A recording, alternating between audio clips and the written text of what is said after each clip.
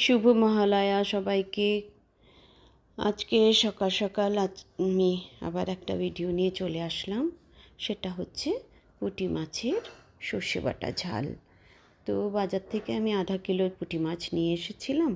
সেটাকে ধুয়ে ভালো করে নুন হলুদ মেখে একটা কড়াইতে তেল গরম বসিয়ে সেই মাছগুলোকে ছেড়ে দিলাম। তারপরে মাছগুলোকে একটা একটা করে উল্টিয়ে দিলাম। ভাজা হয়ে গেল দুটো পিঠ। সেগুলোকে আমি এবারে উঠিয়ে নেব। তার আগে আমি একটা মশলা রেডি করছি। সেটার মধ্যে নুন, হলুদ, লঙ্কা পাউডার গুলে নিলাম। আর মাছগুলো ততক্ষণে ভাজা হয়ে গেছে, তো আমি সেগুলোকে একটা থালায় উঠিয়ে দিলাম। এইবারে একটা পেঁয়াজ ছুলে সেটা আমি একটু কিসনি দিয়ে কিসে নিলাম, বাটিনি। ওটা এবারে তেলের মধ্যে আমি ছেড়ে দিলাম। একটু ভাজা ভাজা করলাম।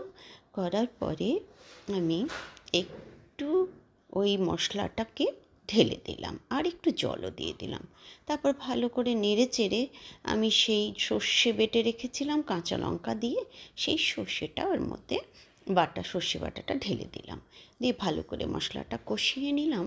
এইবারে মাছগুলোকে আমি ছেড়ে দিলাম, ভাজা মাছগুলোকে দিয়ে এবারে মশলার সাথে ভালো করে আমি মিক্স করে দিলাম খুন্তি দিয়ে।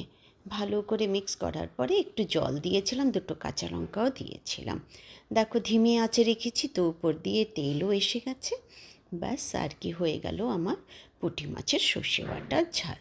কেমন লাগলো তোমাদের জানিও আজকের স্পেশাল ডিশটা মহালয়ার দিনে। আর তোমরা আমার চ্যানেলটাকে লাইক, শেয়ার অ্যান্ড সাবস্ক্রাইব করো। আমার পাশে থেকো আরও নতুন নতুন ভিডিও পাওয়ার জন্য। তো আজকে এখানেই শেষ করছি। টাটা।